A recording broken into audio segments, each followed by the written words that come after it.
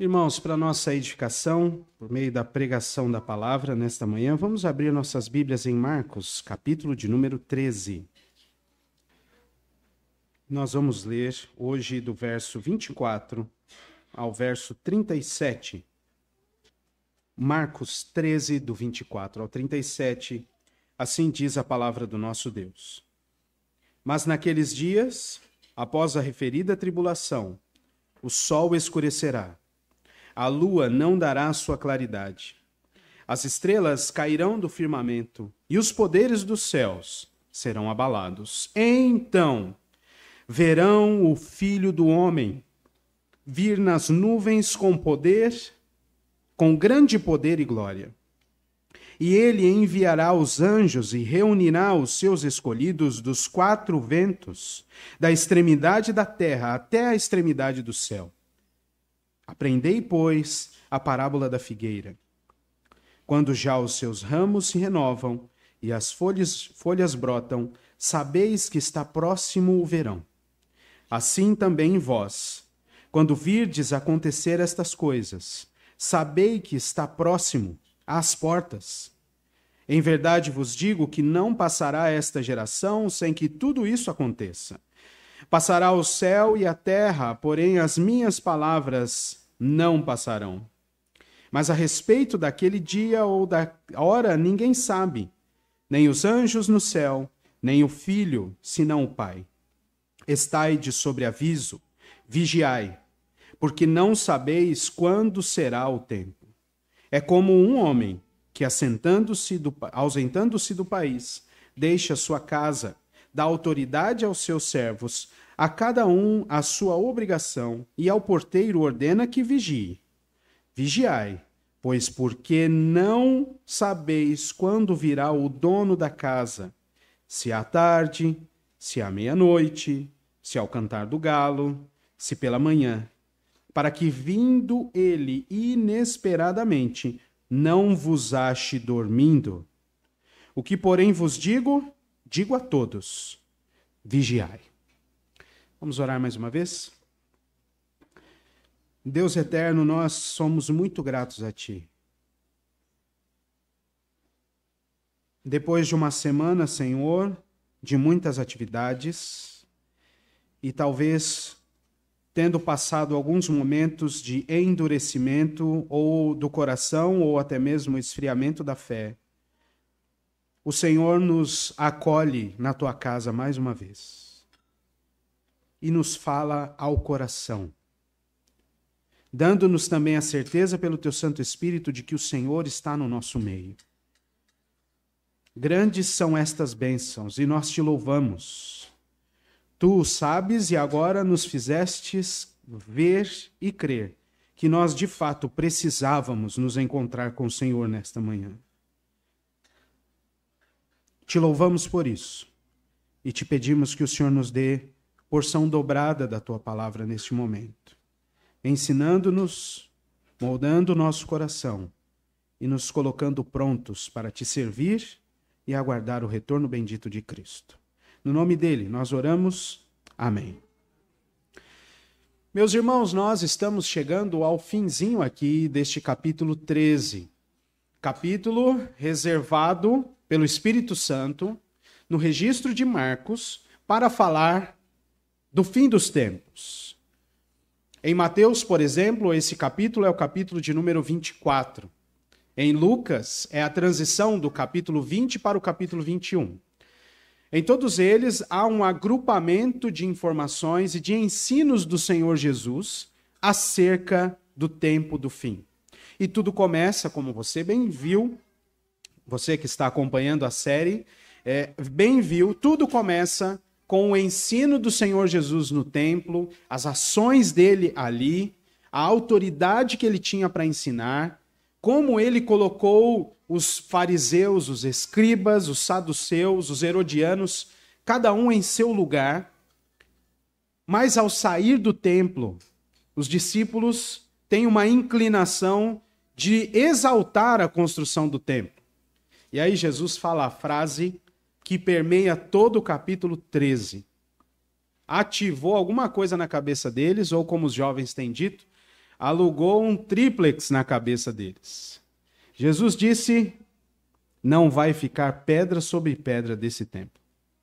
E aí, tudo fica em torno desta expressão de Jesus. E aí ele vai explicando e nós passamos por períodos desta explicação e chegamos ao final agora. Nós temos uma afirmação aqui que nos mostra a certeza da vinda de Cristo. O título da mensagem hoje é O Senhor Vem. É certeza.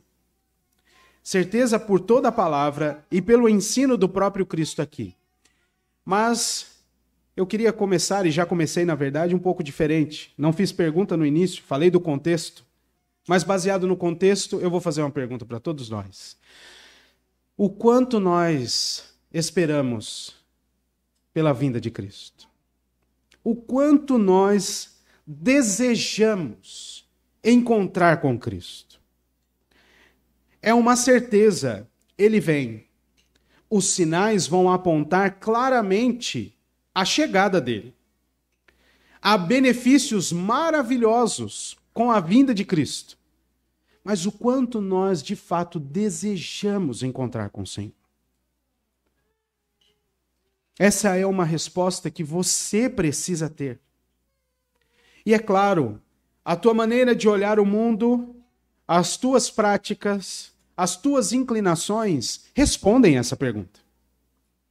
Se você é mais apegado às coisas dessa terra, a tua resposta é: não agora. Até desejo encontrar com Cristo, mas não agora. A gente já até brincou sobre isso aqui. O quanto nós desejamos. Queria que você voltasse os seus olhos para o texto, para ver se de fato as coisas são assim. E vamos aprender com o Senhor Jesus Cristo nesta última porção daquele que foi conhecido pelos nossos irmãos do passado como o sermão escatológico de Jesus, ou o sermão profético. Muito bem, neste ponto que nós lemos a partir do versículo 24, Jesus exorta seus ouvintes a estarem de prontidão para o seu retorno. Há uma ênfase aqui, e nós vamos destacar ainda mais esta ênfase. O Senhor Jesus repete: vigiai, vigiai, estejam prontos, vigiem, vigiem. É uma ênfase. Repetição na Bíblia não é mera repetição, é ênfase. E aqui o Senhor Jesus mais uma vez mostra que todo o seu povo precisa estar pronto para o retorno de Cristo. Ele virá. Ele reunirá o seu povo, embora não tenha determinado o dia. Portanto, a vigilância precisa ser constante. Constante. Constante. É uma certeza. O Senhor vem. O que o Senhor fará? Ele vai julgar todas as pessoas. Os mortos, os que estiverem vivos, mas ele também vem para reunir o seu povo. E ele disse isso. João faz questão de registrar essa frase de Jesus. João capítulo 14 vai dizer: eu vou, mas voltarei. E quando eu voltar, vos receberei para mim mesmo, para que onde eu estiver, vocês também estejam. É uma certeza, o Senhor vem, o Senhor vai reunir o seu povo, mas não tem o dia. E nós, que precisamos de alerta para tudo, mesmo os desconsiderando, lembrando aqui um pouquinho da semana passada, nós precisamos estar prontos continuamente. Há 3 detalhes aqui nesse texto sobre esta ideia de que o Senhor vem. A sua vinda é gloriosa, do verso 24 ao verso 27. A sua vinda é certa, do verso 28 ao verso 30. E a sua vinda é e precisa ser aguardada. Então, o Senhor vem de maneira gloriosa, segundo a determinação do Pai, e então reclama de nós a prontidão. Precisamos estar prontos. Por que esse texto mexe tanto com a gente? Primeiro, porque fala do céu. Você já viu que desde o Graça e Paz eu estou com a voz embargada. Nós temos um combinado lá em casa. É não chorar nos primeiros 5 minutos de culto quando o tema for o céu. Nunca consigo cumprir. Eu sempre fico devendo. é um assunto que mexe bastante comigo. Tem uns irmãos aí também que já caíram pelas tamancas aí durante o culto. É um tema maravilhoso. E não está só ligado, e não deveria estar só ligado às dificuldades que a gente tem. Porque, de fato, pensar no céu quando as coisas vão mal, dá um ânimo, dá um renovo. Mas e quando as coisas vão bem? Nós também deveríamos pensar no céu. Nós também deveríamos estar prontos para o céu. Aquela coisa daquelas pessoas que gostam muito de futebol, não é o meu caso. Sabe aquela coisa que a gente fala assim, ó, jogador bom para no auge? O cristão precisava estar no auge sempre. Não de sua santificação, mas deste espírito de que o Senhor vem e eu preciso estar pronto. Talvez você tenha aquele parente, eu já tive um, que vivia de calça social e camisa e chinela havaiana. No imaginário dessa pessoa, talvez, e talvez tenha sido até implantado nela, eu vou parar por aqui porque está filmando, era a necessidade de estar de prontidão. Se o Senhor vier, eu estou de social, não estou de pijama. Parece uma ilustração boba, mas é como se a gente tivesse o tempo inteiro com a roupa de vir à igreja. Sabe? O tempo inteiro com o desejo de ler a Bíblia. O tempo inteiro com a vontade de orar. É dessa prontidão que o texto fala para nós. Porque há uma certeza, o Senhor vem e os detalhes estão por aí. Esse texto alcança a nossa alma pelo fato de que os homens vivem sem considerar o tempo do fim. Há um grupo rebelde que desmerece mesmo a necessidade de comunhão com Deus. Assim, a sua concepção sobre o final inexiste ou está cheia de dúvidas. Há um outro grupo, do outro lado, que mesmo intitulado cristão, parece não querer que o fim chegue. Não há vigilância, não há temor, não há atenção aos sinais, somente um viver que reflete a sua própria vontade. Cristo transforma tudo isso. Cristo transforma esse tipo de coração, pois chama pessoas pelo seu santo evangelho, lhes dá a certeza do retorno de Cristo. E também faz com que os seus escolhidos experimentem aqui já um pouco daquilo que eles vão experimentar na presença do Senhor eternamente. O Senhor vem, e ele vem de maneira gloriosa. Veja de novo os versos 24, 25, 26 e 27. Você precisa se lembrar que Jesus, até aqui, está ensinando sobre sinais do tempo do fim. Ele já chamou os seus discípulos do verso 1 ao verso 13 a estarem prontos e perseverarem até o fim.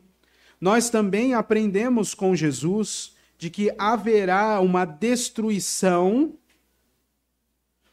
de alguns elementos, ainda que de forma ilustrativa, para que as pessoas compreendam que o Senhor faz tudo novo. Então, é necessário que estejamos prontos para perseverar até o fim e seguir as predições de Cristo. Ele diz aos seus discípulos, aos seus ouvintes, no verso 23, olha aí, tudo vos tenho predito. Não há dúvidas do que acontecerá, porque o Senhor nos revela. E então chegamos a este momento em que ele diz que nos dias em que o abominável da desolação aparecer, no lugar onde ele não deveria estar, no momento em que houver grande tribulação no mundo, e ele até localiza em alguns momentos, alguns lugares, nós conhecendo a história, sabemos que muitas coisas já aconteceram na região da Judéia, no período de 70 depois de Cristo. Mas alguns detalhes do Senhor Jesus continuam acontecendo. Guerras e rumores de guerra. Nação se levantando contra outra nação. Reino contra reino. Terremotos, fomes. Estas coisas continuam acontecendo. Portanto, o tempo do fim ainda não chegou, mas está acontecendo. É isso que a palavra de Deus nos ensina. E naqueles dias, diz o Senhor Jesus, de grande tribulação, que ele diz que nunca houve e nem jamais haverá depois daquela, naqueles dias o sol se escurecerá, a lua não dará sua claridade, as estrelas cairão do firmamento e os poderes dos céus serão abalados. Então, e esse então aqui é importante, porque a gente fica fazendo conta, já reparou? Quando fala do tempo do fim, a gente fica fazendo conta. Como seria uma estrela caindo aqui? Ou estrelas caindo? Como seria esse sinal? A entrada na órbita e todas aquelas coisas que o pessoal que gosta disso ou que tem mais habilidade do que eu para entender essas coisas. Eclipse a gente está mais ou menos sabendo como é. Mas trevas? Densas trevas? Como seria isso? E aí a gente fica fazendo conta e se esquece do então, que é tão importante para cá. Tudo isso vai acontecer? Vai. Literalmente, pastor? Será? Mas você não pode esquecer do então. Porque quando tudo isso acontecer, então verão o Filho do Homem vir nas nuvens com grande poder e glória. Parece que tem um blackout mesmo. Para que a gente consiga contemplar o glorioso Cristo. Para que nada mais chame a sua atenção. Mas para que você esteja com os olhos postos no teu Redentor. O apóstolo João diz na sua primeira carta que nós precisamos estar a postos para a gente não se envergonhar da sua vinda. Então, tudo bem se isso acontecer literalmente. Deve ser algo maravilhoso, né? Já pensou? Não é só um eclipse acontecendo. Densas trevas. Imagine se uma estrela cai mesmo. Que coisa maravilhosa. Mas então, nós veremos o Filho do Homem, vindo com grande poder e glória. Nada mais é belo e glorioso do que a vinda de Cristo. Parece um cenário preparado mesmo, para que nós estejamos com os olhos fitos no nosso Redentor. Mas antes é um tempo de tribulação. Uma tribulação que é desconhecida, diz o Senhor Jesus. Nunca houve, nem jamais haverá. E então o Senhor vem. Os eventos cataclísmicos são relatados na Bíblia como característica de um tempo em que o Senhor fará grande intervenção na terra, demonstrando o seu poder sobre tudo e sobre todos. O anúncio sobre a chegada do Messias envolveu essa descrição todas as vezes no Antigo Testamento. Por semelhante modo, o anúncio do envio do Espírito também. Lembre-se disso. Os judeus ouviram os profetas dizer: o dia do Senhor vem. E quando o dia do Senhor vier, os elementos serão abalados. Profetas maiores, os profetas maiores e os menores falarão a mesma coisa. Depois, se você ler Isaías capítulo 34, verso 4, você vai ver a ilustração de que o céu vai se enrolar como um pergaminho.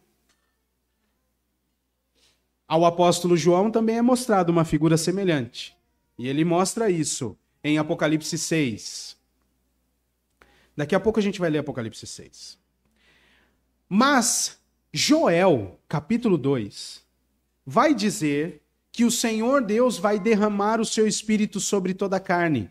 E naquele dia, no dia do Senhor, o sol se escureceria. A lua não daria mais a sua claridade. Iria ter um abalo no cosmos. E aí você fala assim, e agora, pastor, como é que a gente interpreta? Só ler Pedro. Pedro, em Atos capítulo 2, ele olha para o momento da descida do Espírito Santo em Pentecostes e ele fala assim, vocês aí que estão achando que eles estão bêbados ou não estão entendendo o que está acontecendo com a gente, prestem atenção. O que acontece aqui é o que foi dito pelo profeta Joel. E acontecerá que o Senhor derramará o Espírito dele sobre toda a carne. Que também está envolvido com estes eventos que parece que a terra vai quebrar no meio. Este é mais um aviso do dia do Senhor.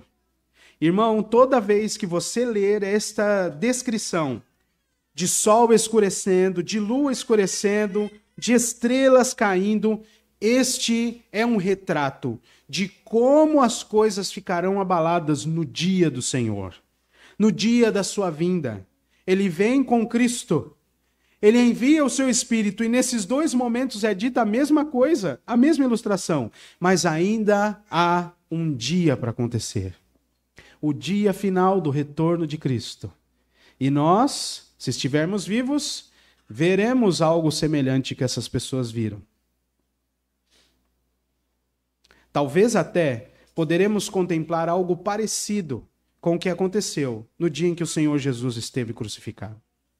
Houve trevas em toda a terra. E quando o Senhor Jesus expirou, o que aconteceu? Grande terremoto, a tal ponto de o véu do templo se rasgar de alto a baixo. As tumbas se abriram, alguns até ressurgiram naquele dia. Abalos sísmicos para nos mostrar a ação poderosa do nosso Deus. Eu fico só pensando naquelas pessoas que quando vem uma chuva forte, como a que deu esses dias aí, dizem assim, ó, a mãe natureza é poderosa. Olha, o mundo está cobrando o que nós estamos fazendo com ele. Além de não entenderem nada sobre o poder do nosso Deus, ainda estão falando contra o nosso Deus, porque não estão lhe atribuindo glória. Meus irmãos, esse dia virá e será um dia glorioso. O Senhor vem. A ilustração vai mostrar um dia que é para o judeu em particular um dia estonteante, pois ele ouviu que a presença do Senhor se manifesta com a descida de uma nuvem sobre o tabernáculo. Isso aqui é muito legal no texto. O judeu está acostumado a entender que Deus está no templo com a nuvem, não é? Descia a nuvem no templo, no tabernáculo. Mas lê de novo o versículo 26. Então verão o Filho do Homem vir nas nuvens, com grande poder e glória. Não haverá mais dúvidas se Deus está presente no meio do seu povo ou não, porque o próprio Deus encarnado agora virá nas nuvens, e nós o veremos como ele é. Não vai ter dúvidas, porque os sinais da sua morte estão presentes. Assim como o Judas Tadeu pôde observar. Põe a mão do meu lado. Dídimo, põe a mão do meu lado. Sou eu. Nós o veremos como de fato ele é. A vinda do Senhor será gloriosa. Você pode ler também Daniel capítulo 7, versos 13 e 14, porque esta vinda de Cristo também foi profetizada lá, em que então o Senhor Jesus se estabeleceria como reino sempiterno, um reino eterno de nosso Senhor Jesus. Que dia glorioso! A gente canta isso, né? Que dia glorioso há de ser quando o som da trombeta ecoar, quando Cristo nas nuvens vier e descer, e então, triunfante, reinar.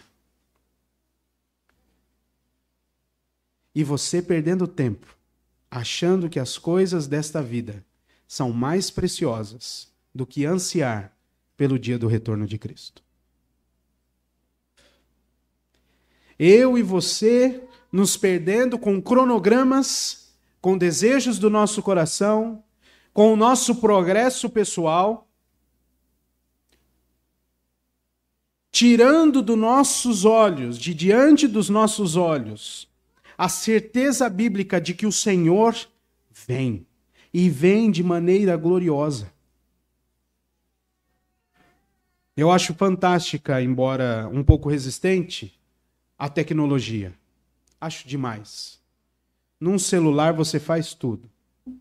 Manda para aqui, faz para lá. Tá longe, você consegue contratar um negócio. Essas coisas são maravilhosas, essa tecnologia.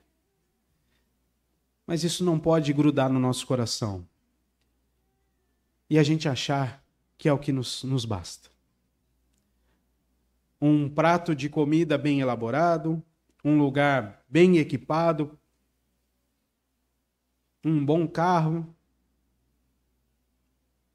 Nada disso se compara à glória daquele dia. E nós precisamos estar vigilantes.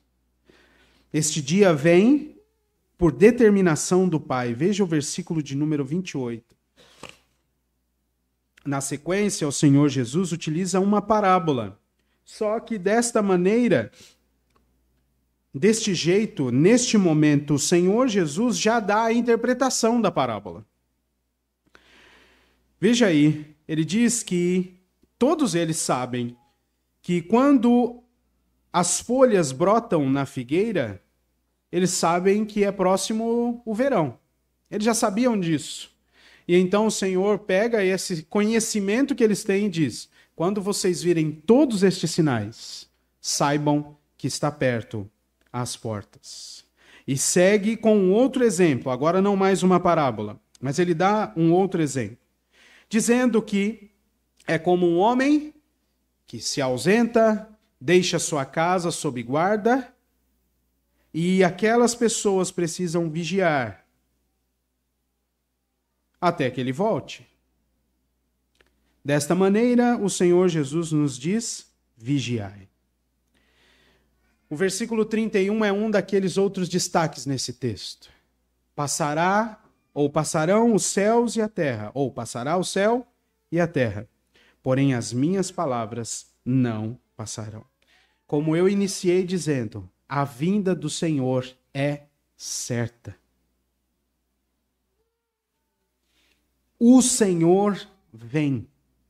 E o que é requerido de nós é que nós fiquemos de vigia, sob alerta, porque isto acontecerá segundo a determinação do Pai. Ele vem e reunirá todos os seus. O versículo 32 chama a nossa atenção pelo fato, e talvez isso aqui seja até alguma indagação que já te fizeram. Versículo 32 nos diz: a respeito daquele dia, ou da hora, ninguém sabe. Nem os anjos no céu, nem o Filho, senão o Pai. E aí talvez você já tenha sido perguntado se Jesus realmente não sabia o dia que ele tinha que voltar. Aí você lembra desse versículo. Aí você solta ele. E aí algum engraçadinho faz a pergunta para você assim: ué, mas Jesus não era Deus? Aí você fala: era? E Deus não sabe de todas as coisas? Aí você fala: é. Então como é que faz? Não é? Veja só que interessante. De fato, o versículo 32 mostra que o Filho não sabe, mas você precisa entender o contexto em que foi dito isto. Observe que Jesus diz que a respeito daquele dia, um dia que vem segundo a determinação do Pai, os anjos no céu não sabem. E o Filho está onde neste momento, irmãos? Não agora, mas no texto. Na terra. Ainda em seu estado de humilhação.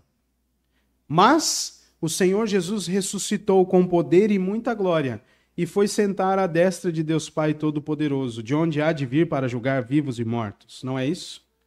Então o Senhor Jesus não mentiu, mas dizer que Jesus não sabe que hora que ele vai voltar é um erro grave. Abra sua Bíblia comigo em Apocalipse capítulo 6.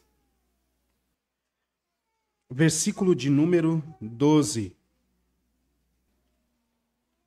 Diz assim: Vi quando o cordeiro abriu o sexto selo, e sobreveio o grande terremoto. O sol se tornou negro como saco de crina, a lua toda como sangue. As estrelas do céu caíram pela terra como a figueira, quando abalada por vento forte deixa cair os seus figos verdes, e o céu recolheu-se como um pergaminho quando se enrola. Então todos os montes e ilhas foram movidos do seu lugar. E segue a descrição de quando o cordeiro, como tendo sido morto, chegado ao céu, toma o livro da mão daquele que está sentado no trono. Isso aqui é Apocalipse 5. E aí há um grande louvor no céu. Digno é o cordeiro de tomar o livro e abrir os selos. Ele começa a abrir os selos, um por um. E o sexto selo fala sobre o dia final. Agora, do retorno dele, quando ele virá para julgar. Então, neste momento em que o Senhor Jesus disse aos seus discípulos, de fato, ele está em seu estado de humilhação, mas em seu estado de ascensão, o seu estado de exaltação, melhor dizendo, Cristo sabe, porque é ele o responsável por comandar todos os eventos até o final dos tempos. O Senhor Jesus vem. Vem de maneira gloriosa. Vem pela determinação do Pai. E por último, requer que todos nós estejamos prontos. Versículo de número 33 em diante. Jesus encerra esse período, irmãos, com uma exortação repetitiva. Só que ele usa 3 verbos diferentes. O primeiro, ou os primeiros, estão no verso 33. Vigiai, que é a ideia de ver. Esteja pronto, olhando fixamente. Como uma sentinela mesmo, que tem os seus olhos postos para a vigilância. Então, essa é a primeira ideia. Esteja focado na vinda do Senhor. E mantenham estrita, cautelosa e ativa atenção, que é o terceiro verbo. Mas veja que ainda no versículo de número 35, ele dá a ordem. Vigiai. A ideia aqui é de vigilância. Então, primeiro, mantenha os seus olhos nos sinais, focado. Vigie. E o versículo 35 é essa ideia de manter cautelosa e ativa atenção. Esteja vigilante, esteja pronto. Nós não sabemos a hora que o Senhor Jesus voltará. Não sabemos, nem o dia. Então esteja pronto, o tempo todo. Esta palavra, vigiai, do versículo 35, é a mesma que Jesus utilizou para os seus discípulos no jardim do Getsemane. Quando ele diz, vocês estão dormindo.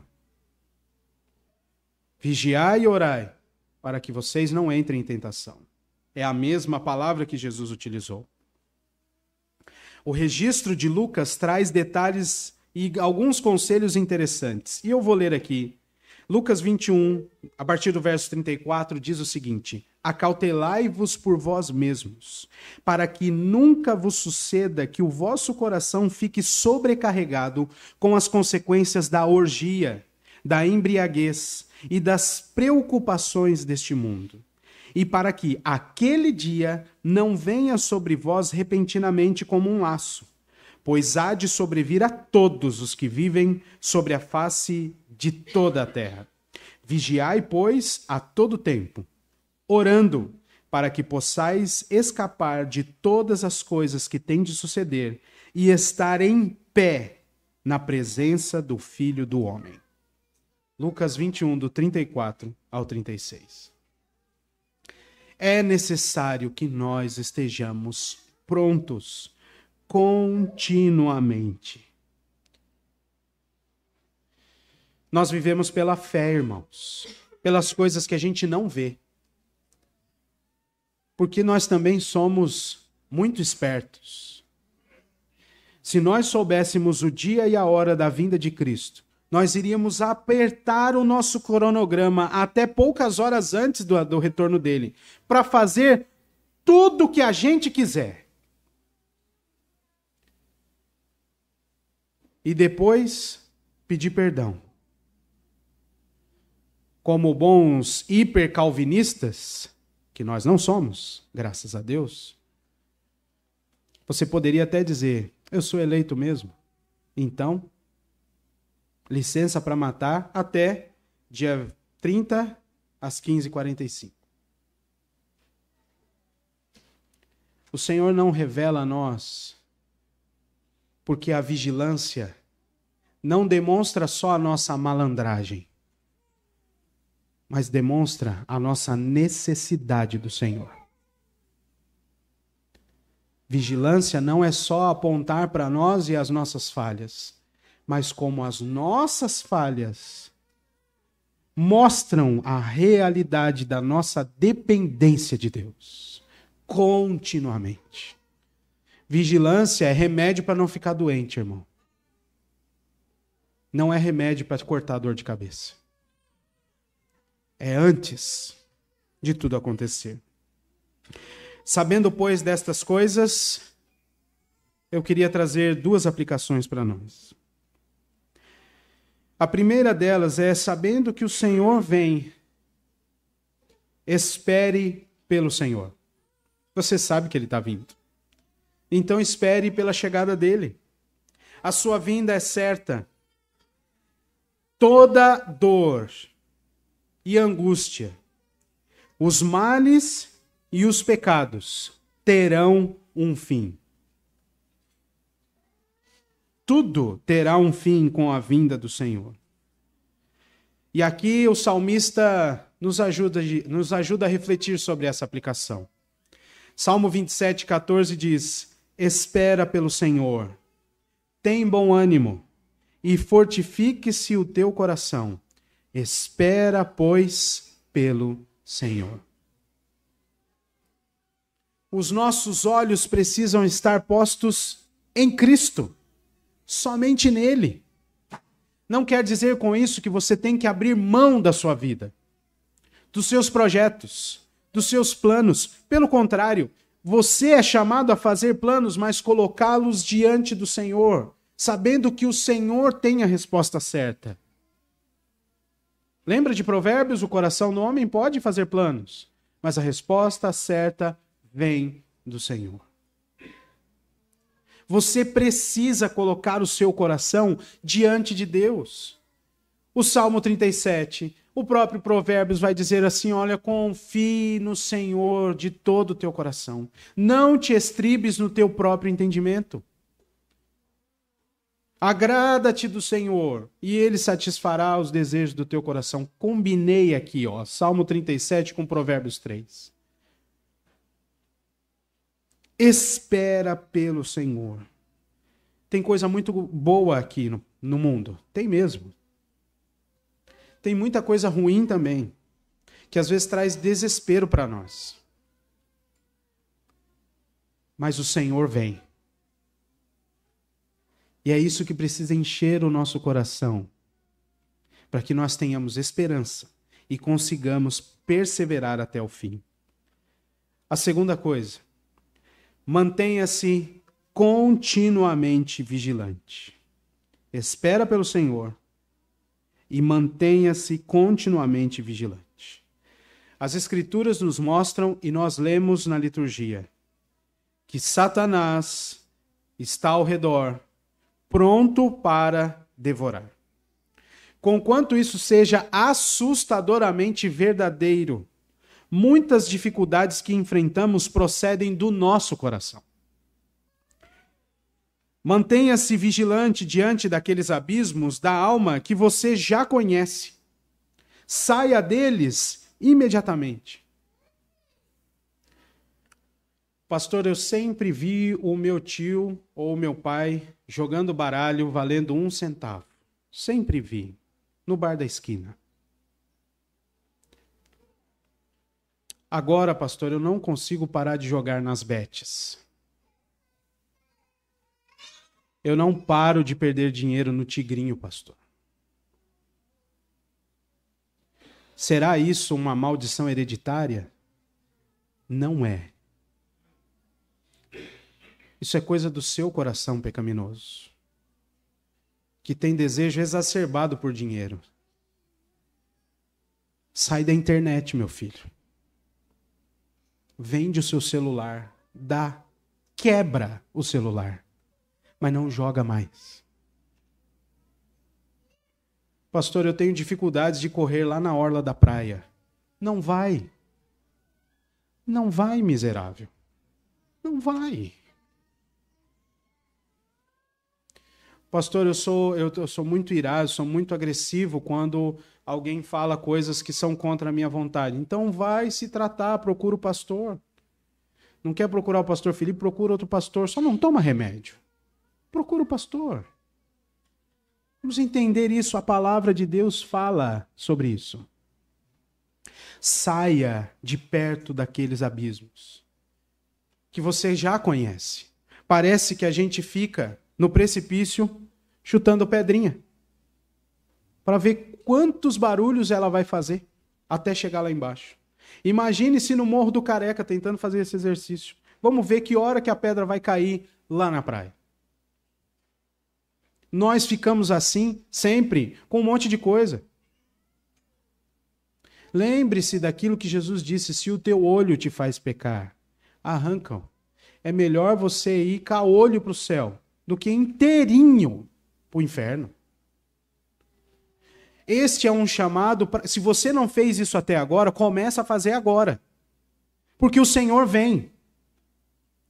E os avisos estão sendo dados. E os sinais já estão postos. Tem coisa acontecendo, meu querido. Você está dormindo.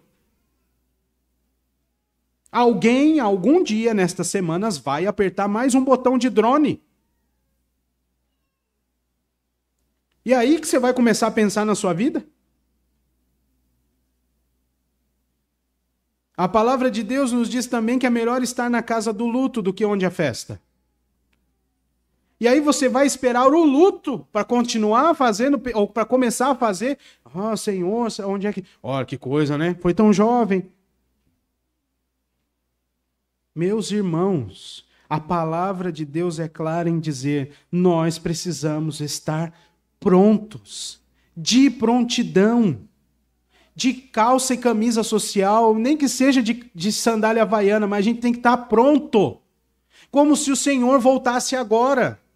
Então isso precisa fazer a mim e a você mudar as nossas práticas. Nós precisamos mudar de vida, já. O Senhor vem. Não é porque você gosta ou não gosta, ou porque as coisas do seu mau comportamento acabam por agradar outra pessoa. Não é por isso, é porque o Senhor vem. E isso precisa servir de motivação para você largar o vício, para você sair do adultério, para você começar a ler mais a palavra, para você orar mais, para você sair das contendas. Tudo isso precisa ser motivado pelo fato de que o Senhor vem. Nada mais tem que mover você. O Senhor vem. E Ele vem de maneira gloriosa. Esteja pronto para você não ficar fazendo o cálculo errado. Já calcularam a volta de Jesus algumas vezes. Todas elas deram errado. Todas elas. Aí dali a pouco vem um eclipse, aí você fala assim, é agora, hein? Agora, porque demorou, era só umas 3 horas, o pessoal falou na TV. Já está durando umas 6 horas. Será que é agora? Aí você começa. Aí fica ansioso. Para com isso. Eu preciso parar com isso. Eu também sou assim. Sabe por que a gente é assim? Porque a gente não está focado na vinda do Senhor. Pastor, é possível ficar focado na vida do Senhor e viver a nossa vida aqui? Sim, porque foi Ele que nos deu essa vida. Lembra que Ele orou ao Pai? Não peço que os tire do mundo. Peço que os livre do mal. Então é bom ficar aqui. Até a hora que Ele determinar. O Senhor vem. Nós devemos abandonar as inclinações pecaminosas que sabemos que nos levarão a pecar contra o Senhor. Pastor, mas não dá, isso está inteiramente ligado ao meu trabalho. Muda de atividade. E o Senhor vai te honrar. Certamente. É uma promessa dele, ele fez isso por meio de Samuel. Aos que me honram, honrarei. O apóstolo Paulo nos exorta a vestir a armadura de Deus para que possamos resistir no dia mau. Não é isso? Efésios 6? E depois de ter vencido tudo, permanecer inabaláveis. O texto da armadura de Deus termina dessa forma. As facilidades da modernidade não podem nos fazer baixar a guarda. Pelo contrário, cada dia completado é um dia a menos para o dia de Cristo.